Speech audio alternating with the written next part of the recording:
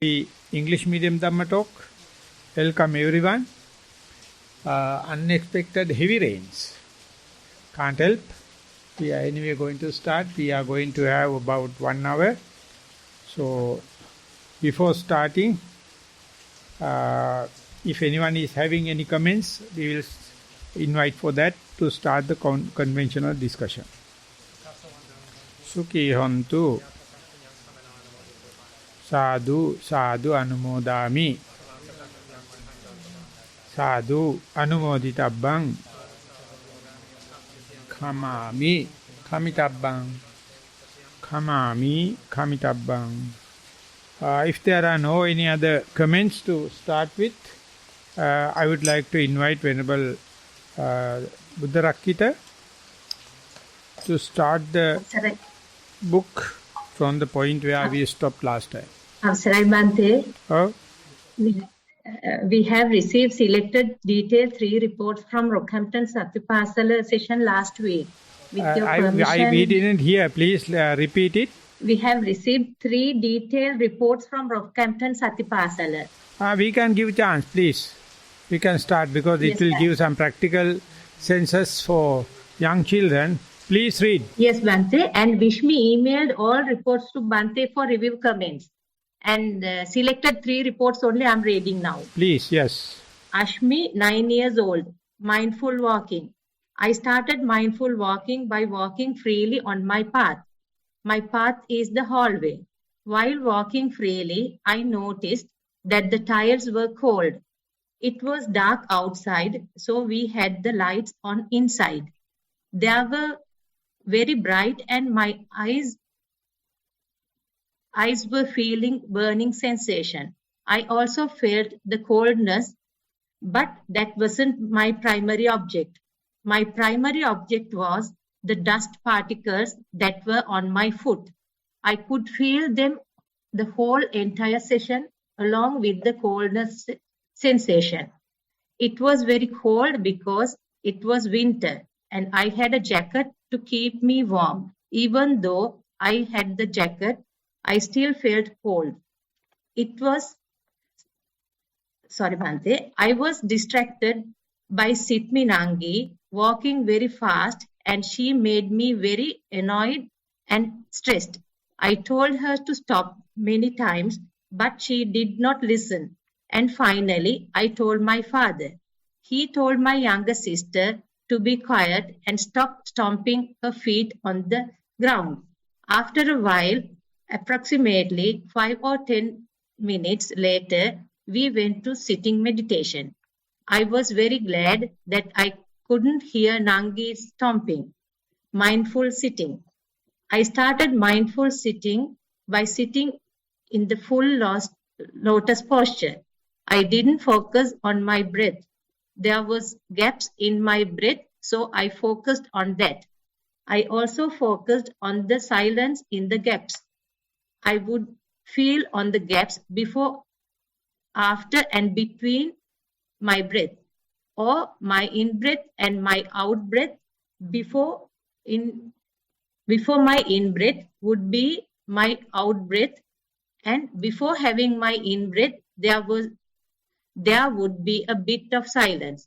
And then after my in-breath, there would be a bit of silence too.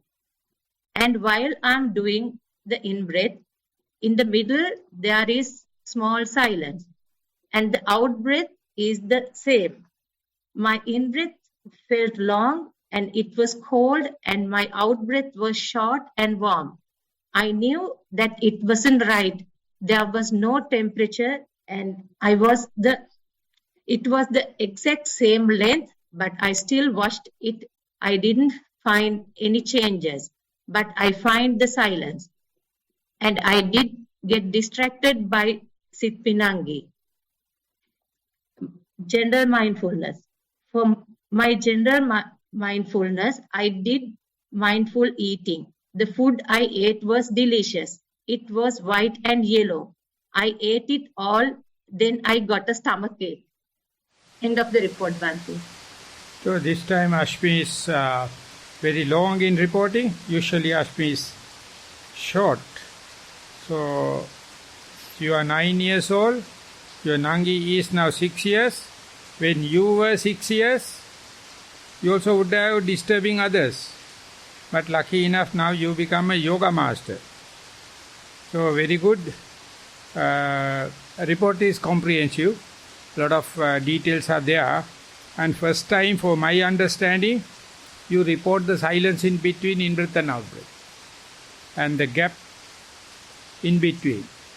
And this is a silence. And very good observation is, in silence nothing changes. When the things are there, changes are there. When there is nothing, no changes. So therefore it appears very boring. So therefore observing that and reporting in this way is admirable at your age. So therefore very good. And I must give my explanation why I was not available for the last Sunday, because at Kaduela we had a worldwide conference on rehabilitation of the prisoners as well as the drug addicts. So we had about 4 to 5 hours active session, which some people was available in person, others are on virtual. So therefore I purposefully cut off the Rockhampton session, but I will attend to them because it has been presented now in written form. So good, we are going to go to the second one. Yes, Bhante. Vishmi, 13 years old. Mindful walking. In mindful walking, I found my path and began walking. I began feeling my feet. I felt the lifting and placing, and how everything except my arc and a space in between my toes touched the ground. I also noticed that the bits and did touch the ground, felt cool, and I placed them and a bit warmer when I lifted them. Over time, I noticed that my feet felt less coolness when they were placed on the floor. Sometimes I would get distracted by thoughts or sounds, but my mind would always come back by itself pretty quickly. I did mindful walking for 45 minutes. Mindful sitting. In mindful sitting, I found my spot and began sitting. For the first 10 minutes or so, I didn't feel anything very prominently. I could faintly feel my breath, but I didn't observe it straight away because it was too subtle. Then after that, I suddenly began feeling sleepy, and it became much easier to observe things such as the breath. I noticed that at first, the inhale was cool and long, and the exhale was warm and short. As I continued observing my breath, I noticed that they slowly started getting shorter and shorter. Then after observing this for some time, my mind drifted away to thoughts. And when I came back to the breath, it was much shorter than before.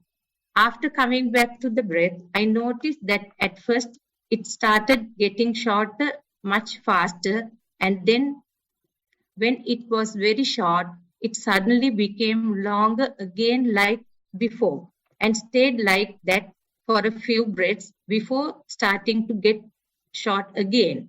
My mind distracted a couple of times during the session, mainly in the beginning when I didn't feel much, but whenever I got distracted, I would always naturally come back to the primary object pretty quickly. I did mindful sitting for 45 minutes. General mindfulness. Today I brushed my teeth. When I squeezed the toothpaste, I was mindful of the pressure I was putting on the tube. When I was brushing my teeth, I was mindful of how I started from one end of my mouth and worked my way to the other side. I felt the vibrations from the brush and the minty burn from the toothpaste. When I finished brushing my teeth, I split out the toothpaste and mindfully rinsed my mouth. End of the report, Bhante. So you being the elder sister, you are setting a very good role model. 45 minutes walking and sitting regularly, and definitely Ashmi will see and Shitmi will follow suit.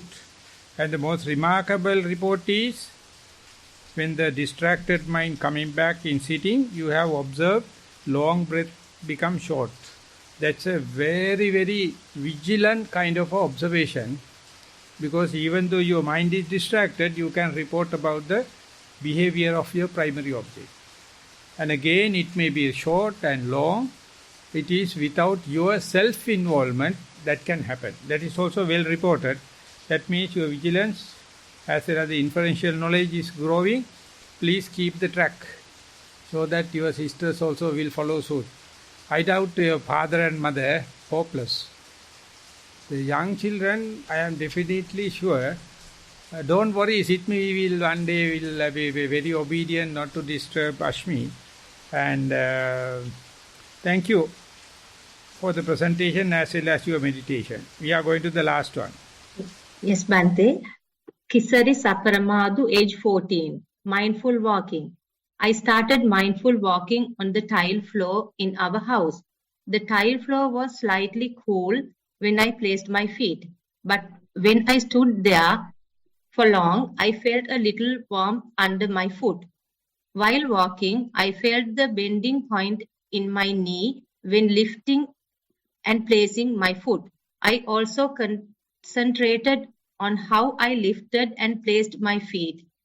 I first felt my heel lift from the ground, then the middle of my feet, and lastly the toes. I also got a few distractions and my mind drifted from time to time.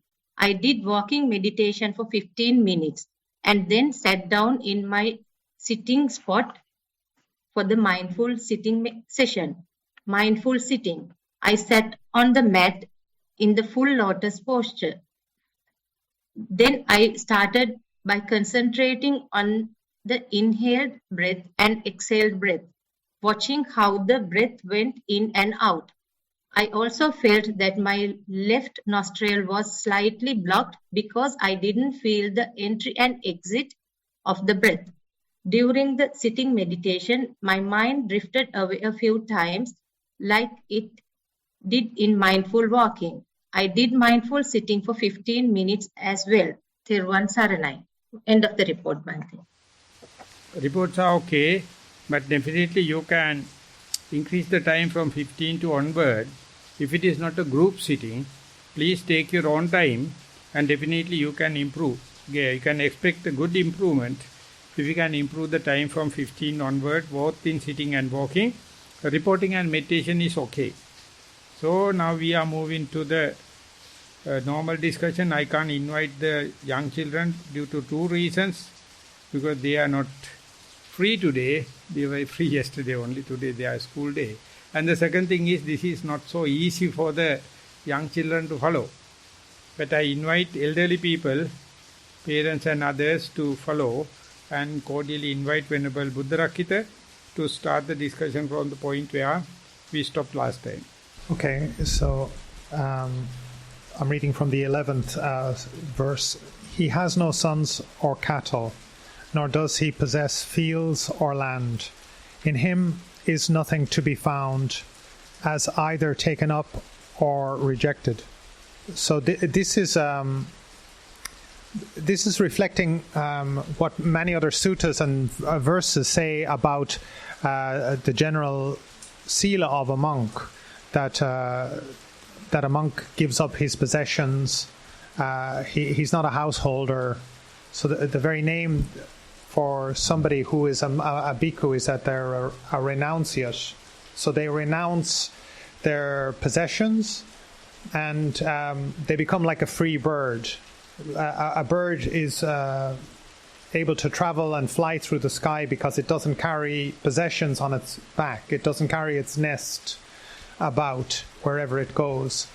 So similarly, a monk has very few possessions, like a robe, a belt, needle and thread, the bowl, very, very little possessions.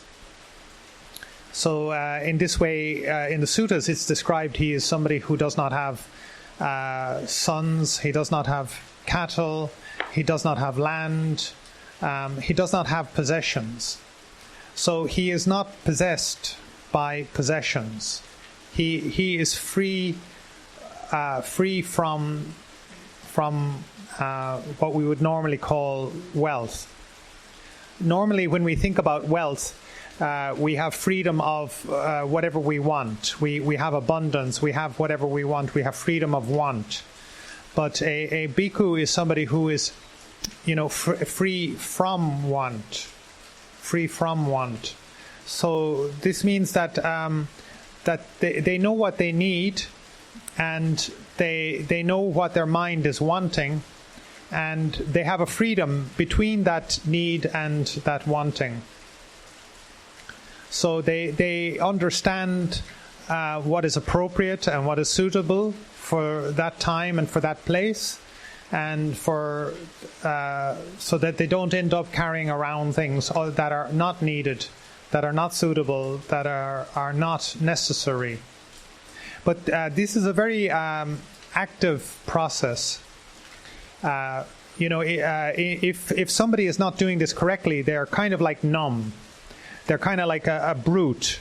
They're kind of like an animal in some ways, where they have something or they don't have something, and if they don't have it, they're like, oh, that's fine, I don't need it. And they actually do need it. They may need something badly, but they're not making the necessary effort to acquire what they need. And this is also, this is one extreme. Going back to the Dhammacakkappavattana Sutta, this is a painful practice. This is excessive, and it's troublesome and pointless, where they're sort of constantly inflicting kind of a self-pain on themselves by depriving themselves of what is necessary, what is needed, what is a requisite. And on the other hand, like in normal lay life, people are trying to acquire possessions, wealth, buildings, houses, sons, daughters, wives, whatever it is, property, cars, status. A lot of their sense of wealth is external.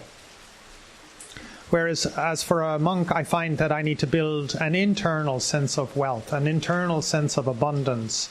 And the actual experience of wealth is an inner feeling in the heart. It is that I have enough, and I have more than enough. And this is a very active process, because the world is dynamic. So, for instance, we're having a lot of rain here at the moment, and most of the time I don't need an umbrella, but at this time of the year I do need an umbrella. So to be without an umbrella or some shelter or protection from the rain is to be exposing oneself to the elements, and maybe a cause for myself to get sick, to get injured by the climate, by the weather. So this would be neglectful of me to go around improperly, not taking care of my needs. This would be neglectful. And we should try not to be neglectful towards ourselves, and have what we need, and make the due preparations. So for a lot of the year, I must take care of this umbrella and pack it away and keep it dry and keep it from getting deteriorating. And even like this year, my old umbrella was broken. I had it for many years, and it had rusted in. One part of it had rusted over time, and I couldn't use it anymore. So even though I could stitch and repair the canopy of it, there was another part that just broke, and I couldn't fix it anymore. So I had to relinquish it and find a new umbrella. So being a person who lives without sons, without cattle, without property, is not to be an animal, not to be a brute, not to be, somebody who just walks around in the rain and gets poured on. But it's a very active process of actually self-care and cultivating an inner sense of abundance. Because on the other hand, if I also am if I look at my possessions, I have very, very little. And I can think to myself, well, my gosh, I really have nothing. I have this, I'm in a state of poverty or deprivation. And this is also a feeling in the heart. And there may be a reality to it that I am short of something. Then I need to stir up the action and try to make sure that I get what is necessary and what is needful, what is a requirement, what is a requisite. So this is a very dynamic balance in the mind to be achieved.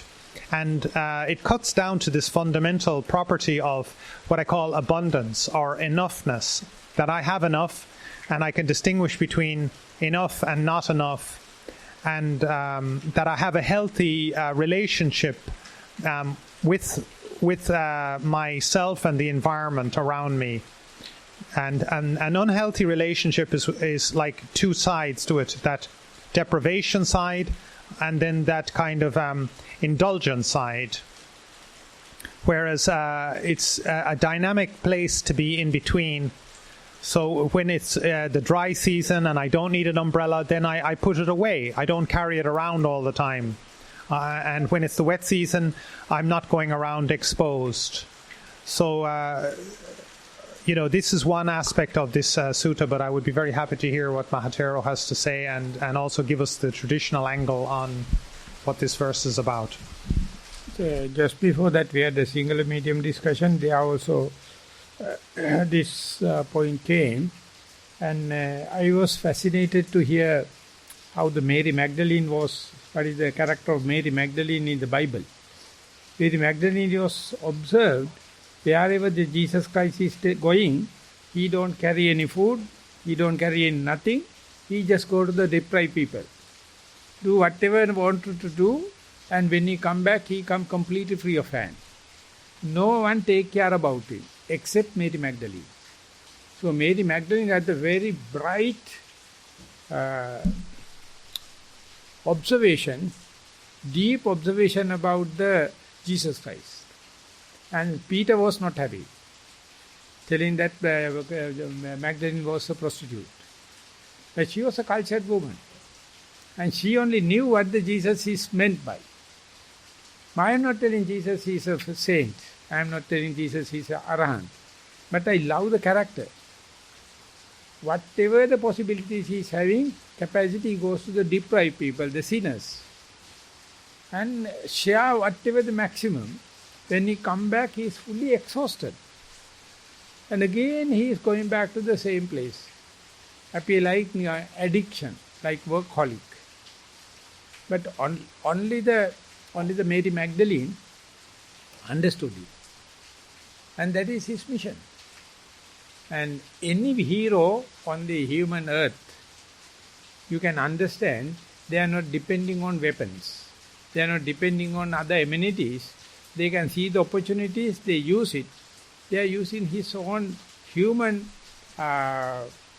capacities. They are using tools, but they are not interested. They are not important. Tools are there.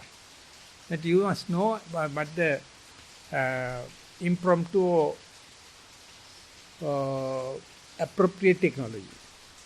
So that is why I like the scouting and the monkhood in the forest.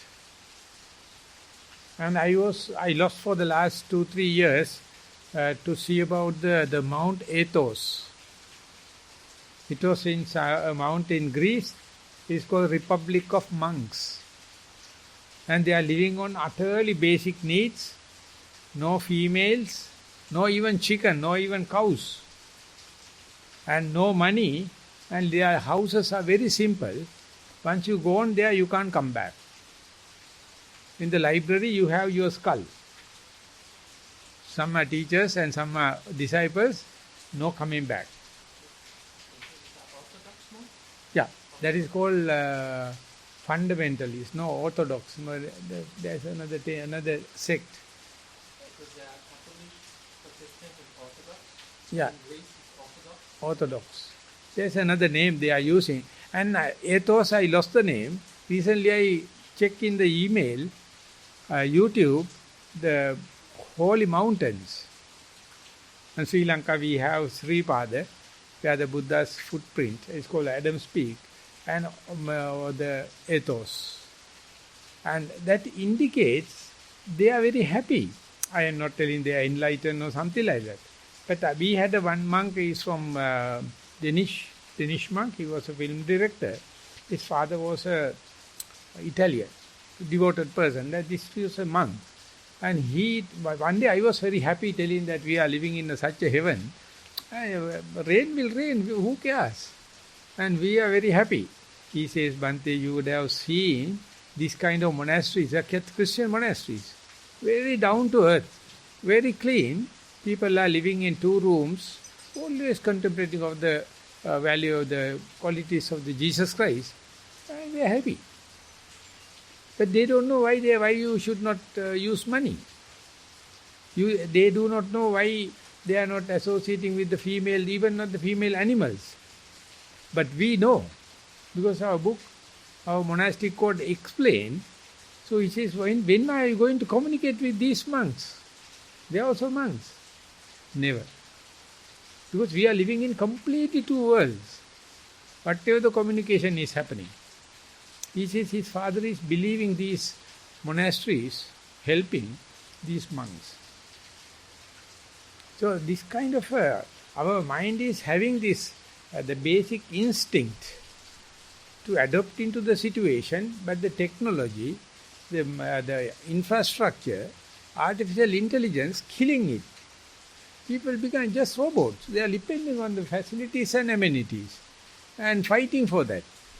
But we monks or any other scouts, they are not worrying about. They know improvisation. They know impromptu adjustment. So they are the best people living on the earth, just like animals. Therefore, I agree with you. It is not poverty, or it is not we are try to become again the aboriginal or animal-like life. No, we have high-power brain. We know the necessity. We know the equipments we have. Others we cannot improvise. That improvisation is the best I found in scouting. And now we try our best to give every possible that kind of radical thinking for the children through mindful games and mindful activities, taking them for a ride, for a hike, for climbing into the mountain and go into the rock forest and rocky the caves, or climbing trees, jumping into river. I mean, they are a little risky. But they are very happy because they don't like this classroom teaching and household amenities. So therefore, this Sutta Nipata is the best for that kind of a thing. And Buddha is giving that the cows and sons. Gavo puttang. The Pali stanza, it goes like that. Natassa putta pasavo khettang vattuncha vijjati. Attavapi nirattava natasming upalabbati.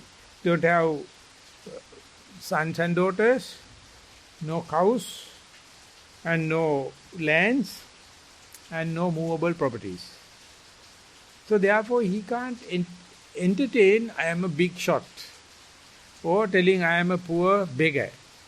There is no such eternalism, or there is no such nihilism. So therefore his mind easy to convert or direct into the spirituality rather than maintaining this bloody shit. Social status and the properties and handing over the property to the younger generation and distribution of power among your subordinates, they are utterly making tension and frustration. So therefore in Sri Lanka we have ordination, Viharan Indagam Panata. Some temples are assigned with the properties by the government. No one can change it. But if he is the chief monk and you are the second, you are waiting till he dies to get the property. Huge amount. Country is bankrupt. But these temples, they have enough gold. So sometimes, most of the time, the assistant or the second monk is killing the abbot.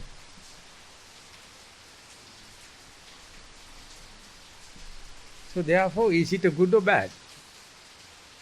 It is given during the reign of British government.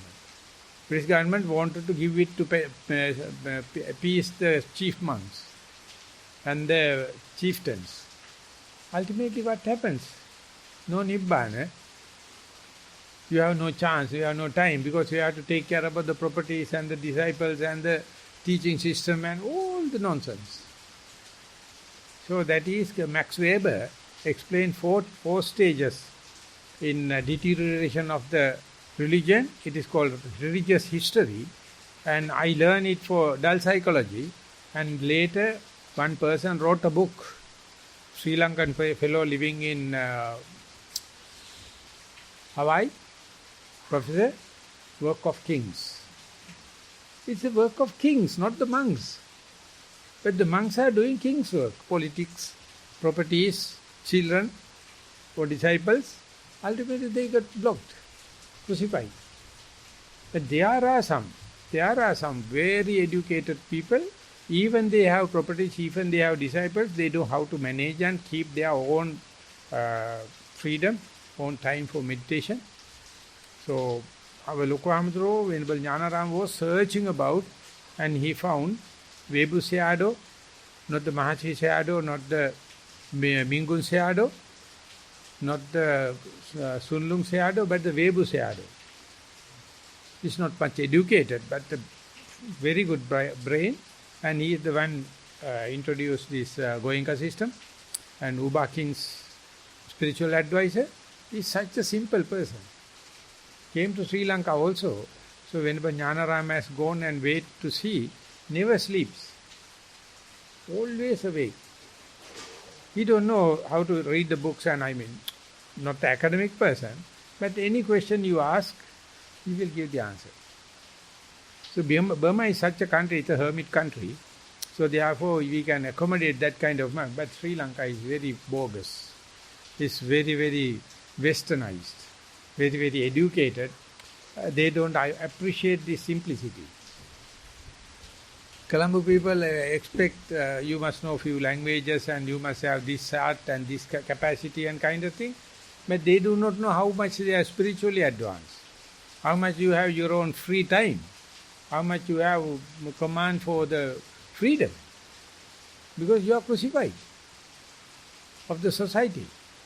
So all the big shots, everyone is programmed according to the money and wealthy, the dayakas.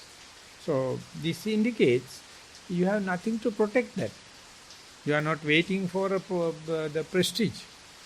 You have your own time. But whenever you need, you can go with the kings, no problem.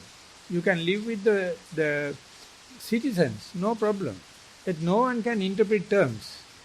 You have your own time. Otherwise you are wasting. And the Buddha says 4 characters, 4 signs that you are depriving, you are depreciation, you are losing too much of disciples, too much of book knowledge, too much of properties, and too much of seniority. These 4 indicates you are on the way deteriorating. It's called Athavattaniya Dhamma. Labha Satkara, Bahusruta Bhava, Chiraratratnya Bhava, disciples. So much of disciples. So recently, in the recent time, Ajahn Chah was well aware of that.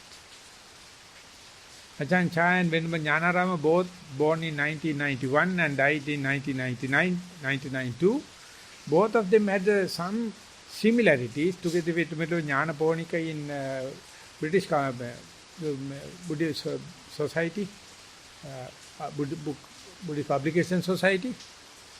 They are very simple people, but set a role model, lasting, very lasting. And they are well educated but live rather in the forest life, but knew almost all the Tipitaka, lot of disciples and lot of fame and gain. but they are lived in the very low ebb. Not going to go for the media and all the kind of thing. Present day, if I am to say, not the sons, but not the cows, but going to media is the poison. And writing books, giving a famous talks, finished. Then you are in a trap. Then you are spotted. So therefore you must have that capacity, but live in a very simple life, high thinking.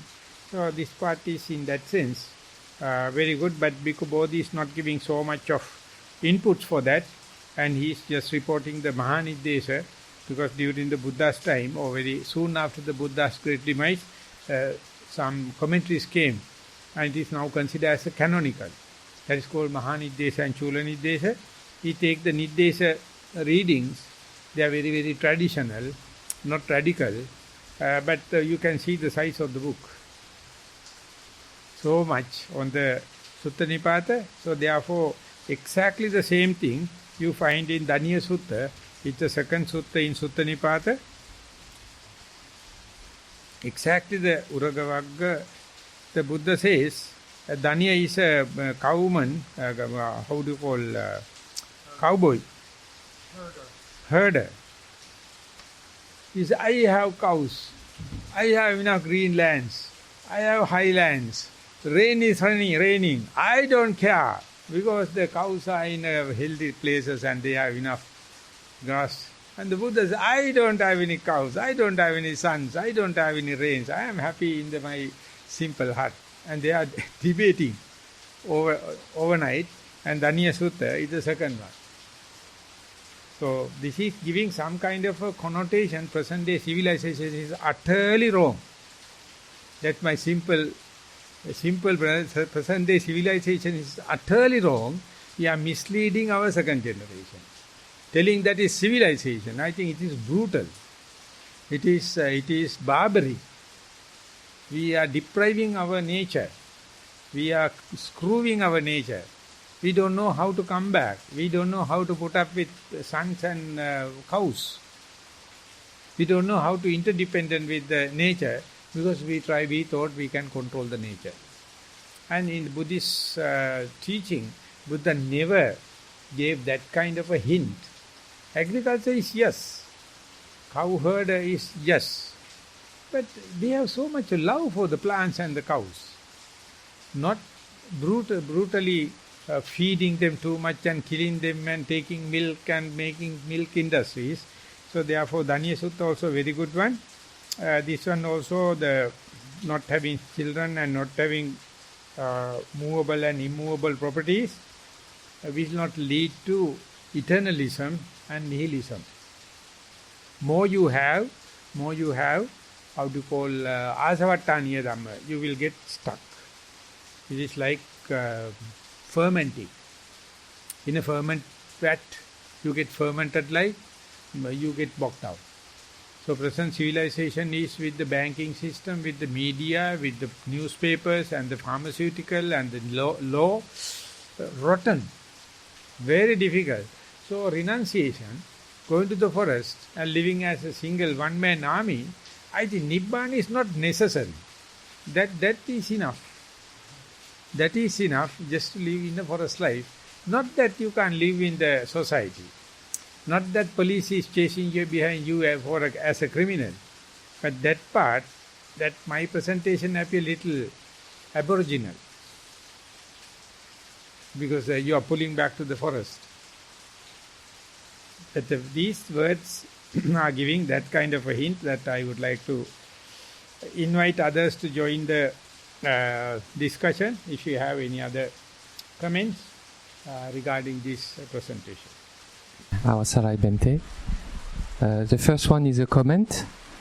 I heard that the Orthodox Christian Church, because it's at the frontier of Europe and Asia, it had some influence from Asian religions. And I heard that some of these Orthodox churches actually practice some kind of samatha meditation, watching the breath. Obviously, they might associate the peace coming with it to Jesus Christ, but they still practice some kind of samatha. And the second one is a question, because Bhante, you are talking about properties in the Sangha, and before coming to Sri Lanka, I was reading an article about in the newspaper, and I read a few articles about the caste system in Sri Lanka, how some of the Nikaya are influenced by such or such caste. Can you explain to me, Bhante, a little bit about this, and is it an issue or not of corruption? An issue. Definitely an issue. I am from a fairly high class in Kandyan district. So we have a separate sect in Sri Lanka, Syama Nikaya. Syama Nikaya take only the Govigama, the farming family, not the low caste. So our family is 11 members, one must become ordained. So I am the foolish fellow, so I was not nominated to become a monk. My elder brother was nominated, but other sisters was completely blocking not to allow him to go. Presently he is a surveyor. And later when I start mindfulness, Venerable Dhammika gave a full cut across about Sri Lankan monk society. And there was a rebellion group as Ramanya Nikaya, the second group, and it is up country and low country both. And they also underwent the same caste system. Then the third rebellion group came as a Ramanya Nikaya. That's both Ramanya Nikaya and Amarapura came from Burma. Syama Nikaya is from Thailand. And Amarapura, so I don't know where I am going. I came to Nissarana, I don't know which Nikaya. I come here and I ordained. And later I found, even in Ramanya Nikaya, any higher post in the Nikaya, this thing always they consider caste.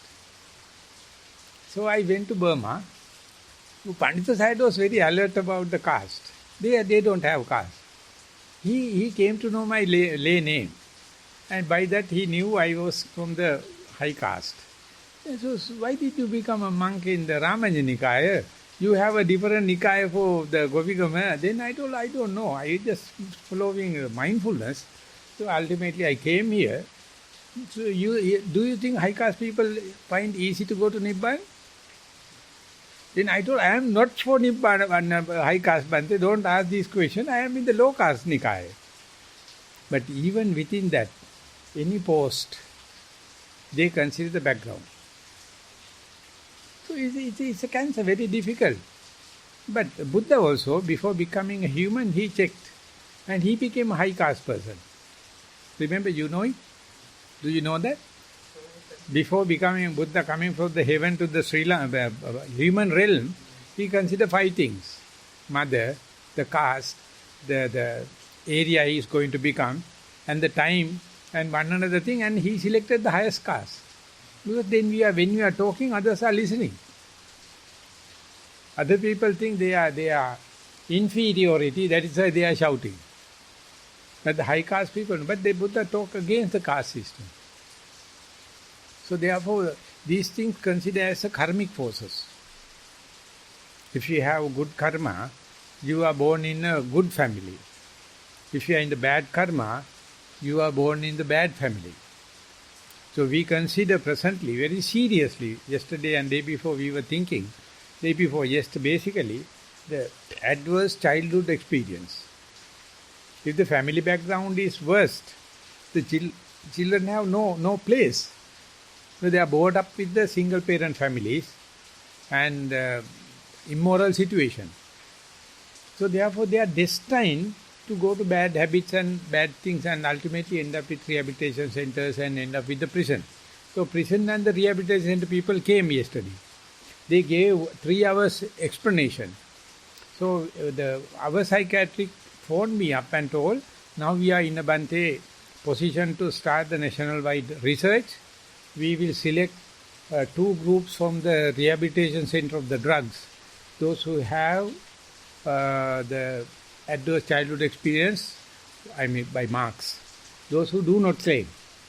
Both of them are now addicted. And then both of them given and then give with mindfulness and without mindfulness who is having the quick impact on the lack of tension and the frustration. So I suggested, why don't you apply the same thing to the prisoners? Just give a question and ask how much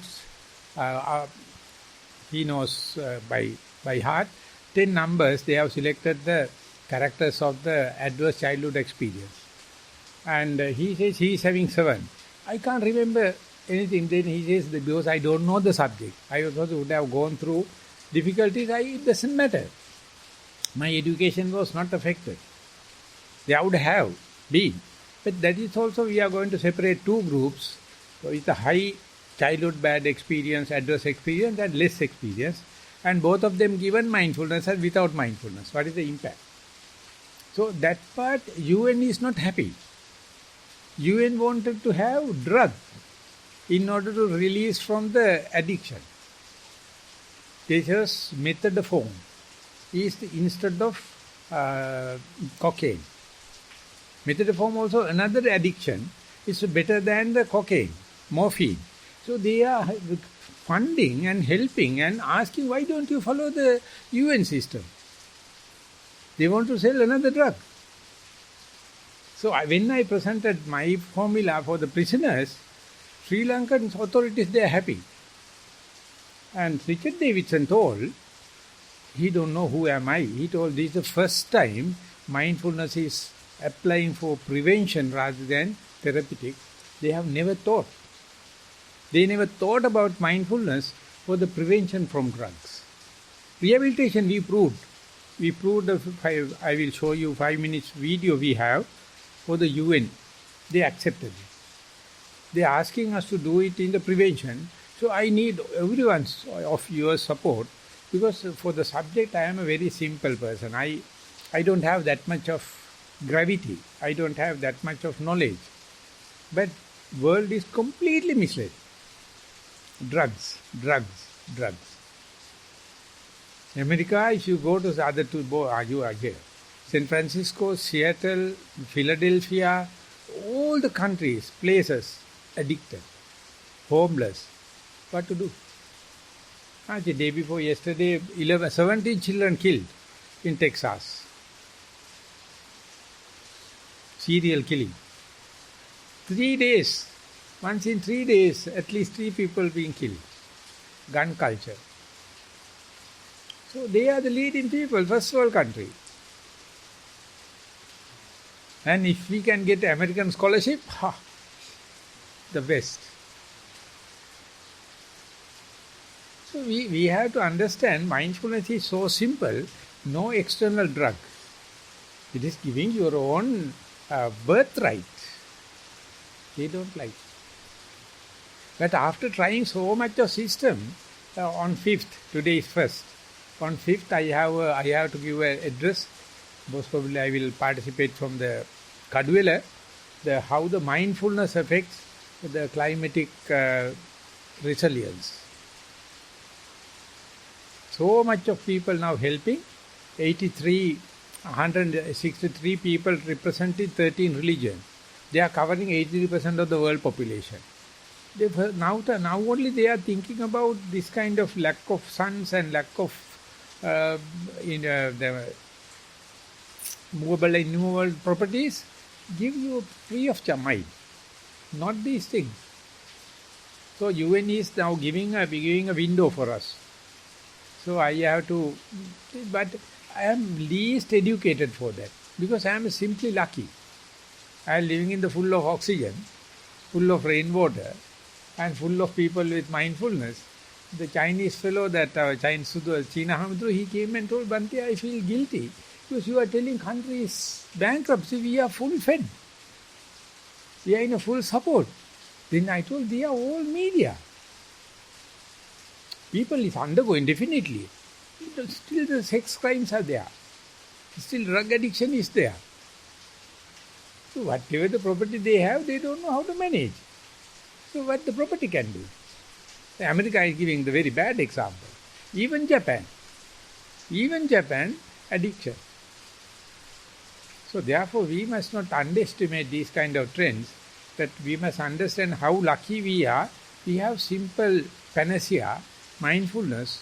So we have our dependence on the children, our dependence on the cows, our dependence on the movable and unmovable properties, less. We are coming from different countries and people are supported. They don't know whom they are supporting. We don't know who is supporting.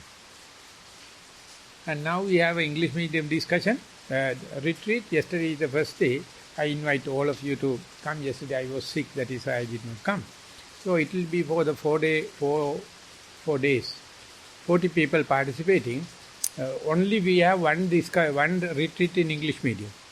Now it is underway. So please take note about that. And that is my long answer, not the short answer. And just Bente, also to come back to the sutta, and because you mentioned the Bible before, I remember there's a story in the Bible where a rich man approached Jesus and he asked him, Lord, I'm following the 10 commandments. I don't steal, I don't lie, I don't kill, and I help the poor. What else should I do to go to heaven? He said, relinquish all your properties, all of them, and follow me. And he was very disappointed because he was very much attached to all his properties. And that you can see the ball that is called Brahma. No, the Chinese, this thing, it is called, can you bring that ball? This thing, it's called Buddha Dhamma, Bodhi Dhamma, Dharma. Yes. It's broken and we repaired. It's called Bodhi Dhamma. He's a monk. He's the starting person of the Mahayana tradition. And he was in India. And people are chasing behind money and everything, but he was not. So people was chasing him from India. And he walked to the China. And people knew that he is a person without no house, no properties, nothing. And very simple. And he's having a shawl in his hand. And he's very rough person. And ultimately informed the king. King asked him to come. So some person went there and asked Bodhidhamma to come. He came with the same rugged robes and beetle suit and with the shawl. And the king asked, I prepared the 84,000 temples, Dagabas and everything. How much merits I have collected? Just nothing. Then the king told that he misunderstood. Then he told, I am telling you, I prepared within the China so much of establishment of the temples and all the kind of thing. Nothing. Third time also he told nothing to the face to the king. He told, get out from my regime. Then he walked 7 days to the edge, to the China, and went into a forest, went into a cave, and looked at the wall and wait. One cabinet minister came to know this man is having the truth. He was chasing behind, but he never looked back. So now he is going there and waiting, looking at the wall. So he was so broken heart. So he came, the minister came and kept the hand on the cave and break it with another piece of rock and took the hand out and put in front of the Bodhidhamma in between the wall. Believe me, I break my hand, please give me Dhamma. Then he told, remove your mind, then you are in Dhamma. So this way, 7 generations came. The Jesus Christ told, a camel can go through a needle hole, but you can't. Simple person, those who are carrying weight, are more closer to the Nibbana. So that is not accepted. Now, richest people follow Christianity. They are brutally exploiting others. And then they call Jesus Christ. Very sorry. Very sorry, because he was a very simple, honest man. This was also the same. So in Sri Lanka also we have examples, but not bright like that. So we, present day, living in the forest is heroic. Yes? Okay, I think this is on. Okay. Yeah, this is a good discussion between you and Bhante and Bhante Kassapa. it's interesting that you're kind of pointing out the similarities, I guess, between the Jesus and the Buddha and their teachings. Having come, I would like to point out, going on that, having come from a Christian background, I grew up in a Christian family, and I converted essentially to Buddhism as a teenager. One thing that stands out about the Buddhist teachings for me compared to Christianity is, even though we're highlighting the similarities, is that I think the Buddha describes the psychology behind suffering a little more than Christianity, does. I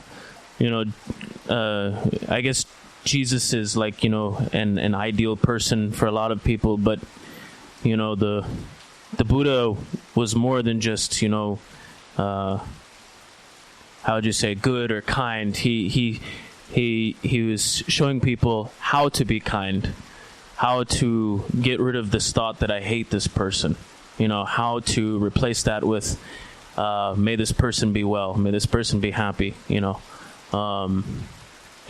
addressing the psychology behind human suffering, rather, than kind of just saying, be like this, be good, be good, be good. It's how to be good as well, and the Buddha, the interesting thing about the Buddha, I will say, this is the last thing on that I'm going to say, is that he was able to combine morality, like they have in Christianity, with personal happiness.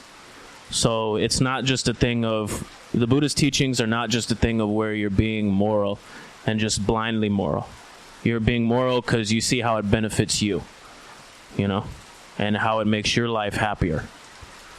So, yeah.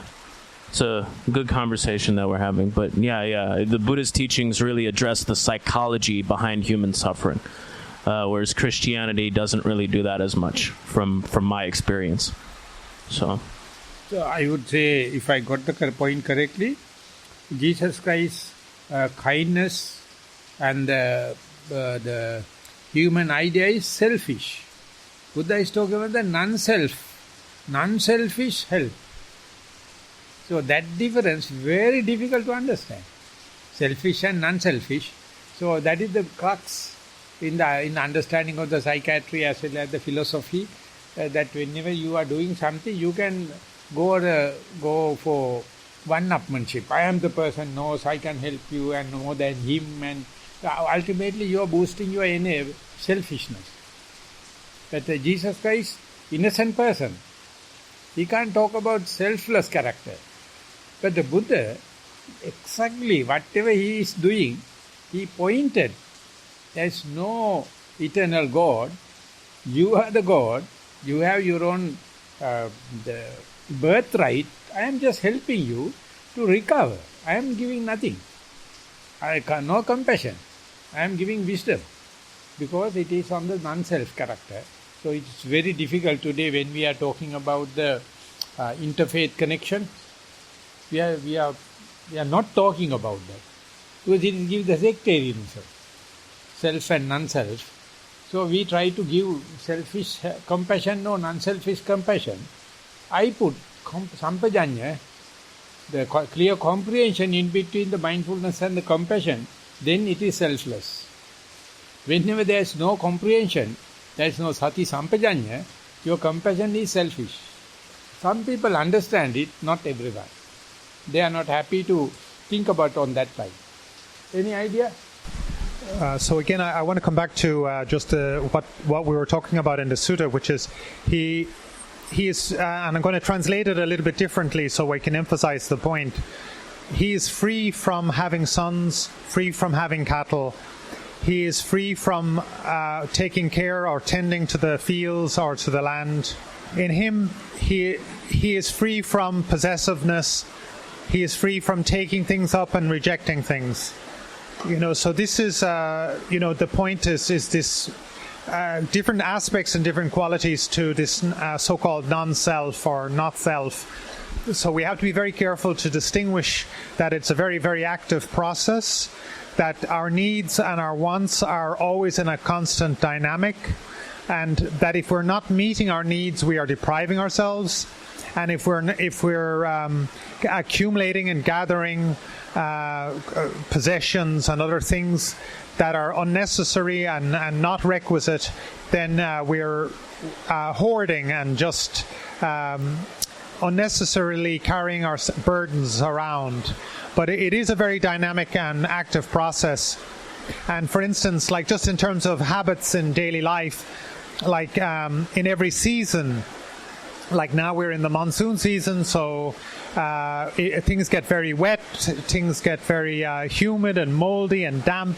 So this is always a kind of a time of the year when I go through my possessions and, try to see, is there something in here that I don't need, that I'm not using, that I thought it might have been useful in the past, and I picked it up, but maybe now I can let it go. So, like for instance, electronics in the forest, they really get destroyed by the humidity of this monsoon season. So it's often a good time, I think, if you're not using electronics, to get rid of them, for instance, because they will just get destroyed. Or you have to be using things constantly, or else it gets destroyed. Or you have to be taking care of your possessions. Like when we get a little bit of sunlight, I'll go and hang out my bedding and this and that to get some air and dry and put it back. And I have to be quite vigilant and walking nearby so that if it suddenly rains, I can take in my possessions. So, I put out my furniture, but I have to take it back in again in case it rains. So I have to be very diligent and active in my responsibility towards my supporting requisites, but also not accumulating the burden of possessions. And this is a dynamic process. And at the same time, internally, there's this balancing between necessity and sort of excess. And getting that balance, that mental balance, is very dynamic. Like knowing oneself well enough to know what is enough. This is enough. I am enough. So that I'm not inflicting a kind of a harsh regime on myself. Because again, this isn't sustainable over a long period of time as a monk, to be going around in a wretched kind of state and condition. Or on the other hand, going around like trying to accumulate property or possession in some ways. And so this is a very, very dynamic and difficult practice as a monk, especially as a forest monk, where we are, in quite a tight regime, and we don't have, some of the creature comforts that maybe some people would have been used to in normal life. Like, for instance, washing one's clothes by hand instead of with machine, or having other gadgets to do things for oneself. You have to kind of learn, these practices and do them. Have a mental hygiene, have a physical hygiene, have a spiritual hygiene. And this is, again, a very dynamic day-to-day process. So it's in this way, even after 2,500 years, these teachings of the Buddha are very relevant in the modern life, in the modern times. In that respect, the position of one single person is called Kamatanha. If you are thinking about the possession about the group or the family, it's called Bhavatanha. It's a larger group, not a single man. But when you are thinking about the possession of the group, lot of enemies to maintain the sustenance. Then you have to have Vibhavatanha, to kill enemies, have properties. So therefore, single person requirements, basic amenities. And if you are living in a group or in a family, in a society, Bhavatanha is a huge problem. Then fighting. The boundaries about the land and the time and the properties. So human nature is always to live in society. That's called civilization. So much of worries, so much of wars, and so much of possession. But the single person living in the forest, Aranyagata, Rukkamula, Sunyagara, it is being totally neglected. They want to get enlightened by bringing the posh class teachers to the Colombo or to the London or to the New York and then learning Nibbana, learning mindfulness, learning Vipassana without adjusting their livelihood. So that world is learning. So therefore they are learning for the moment the preventative part of mindfulness. But not therapeutic part of mindfulness. The preventative part they never think. Tomorrow, on the 5th, John Kabat-Zinn also will come to the conference, and British Mindful Initiative, Brito, also will come. And so the big shots, they are prominent in therapeutic mindfulness. So it's my duty is to tell, mindfulness is not limited to therapy, it's preventative also, but you have to think about single man army and the big society. So all these people can't think about mindfulness in a single man. They're always thinking in terms, so that means bhava tanha, not the kama tanha. So Buddha mentioned, tanha can be split into 3, kama tanha, bhava tanha, vibhava tanha. Bhava tanha will never exist with the vibhava tanha. Vibhava tanha is death instinct. You have to think about the killing the enemy. So present day you can understand. So therefore whenever you are meditating, you become solitude. You become single person, one man army. Wherever you go, even in the society, you don't have that much of a bondages. That's the way it should happen. And if you are experiencing that within your life, you become sovereign, you are independent, and you know how to find the solace and the resilience. We have to come back whenever the adverse situation happens. Not to run, I am the God. Come back, that I think that's a verifiable thing for the meditators. Still I would say that verifiability only happen in Vipassana meditation. Not in Samatha. Not in concentration. Concentration is always to gather around and kind of thing. But the Vipassana, it's a good condition for Vipassana to happen. But you must select from Samatha to Vipassana. That turning point is a big evolution in the revolution. Okay, now we are going to stop because it is almost heavy rain and we have to prepare for the Pindapata. 1/3 of monks are sick. They have feverish. They have phlegm problem, and therefore take care about. And with that, I would like to sum up today's discussion. Thank you very much for your participation, active participation.